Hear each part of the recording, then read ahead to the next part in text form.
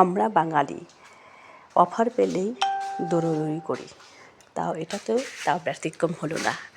কালকে রাত্রেবেলায় বাবুর্চিতে মানে এটা হচ্ছে কী বলবো, ভূতের রাজা দিলবরের একটা ব্রাঞ্চ, ওখানে একটা অফার চলছিল 25 টাকার বিরিয়ানি, আরও কিছু অফার ছিল।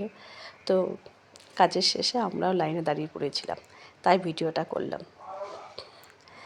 আর পরের দিন আজকে মঙ্গলবার, নিরামিষ, তাই সয়াবিন আলু পটলের তরকারি করতে নিয়েছি। পটলগুলোকে ভালো করে ভেজে নিয়েছি, আলুগুলোকেও তাই একসাথে।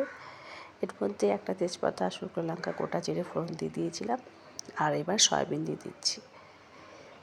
আমার বড় ছেলে এবং আমি দুজনেই সয়াবিন খেতে ভীষণ ভালোবাসি। আর এই সয়াবিন অনেকটা আমাদের ভেজ মাংসের কাজ করে। তো বেশ পরিপাটি করে সয়াবিন রান্না করি। আর বড় ছেলেও খেতে ভালোবাসে, আমারও ভীষণ ভালো লাগে। মাছ না হলেও চলে যাবে। তো সেদ্ধ করা সয়াবিনগুলোকে ভালো করে নিংড়ে নিচ্ছি। আজকে খুব বৃষ্টি হচ্ছে, তো একটু খিচুড়ি হলে ভালোই হতো, মন্দ হতো না। কিন্তু আজকে ভাবছি যদি বৃষ্টি থাকে তাহলে অফিস থেকে ফিরে খিচুড়িটা করব। আর এইটা দিয়ে চালিয়ে দেব।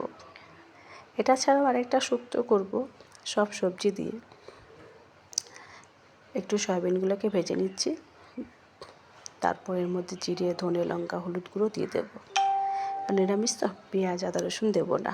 আদা দেওয়া যাবে, পেঁয়াজ রসুন দেবো না। মশলাগুলোকে আমি বাটির মধ্যে গুলে রেখেছিলাম, সেটাই ঢেলে দিলাম। দিয়ে ভালো করে কষিয়ে নিচ্ছি। আজ কটা চেরা কাঁচা লঙ্কা দিয়ে দিলাম। নুন দিয়ে রেখেছিলাম আগে থেকে।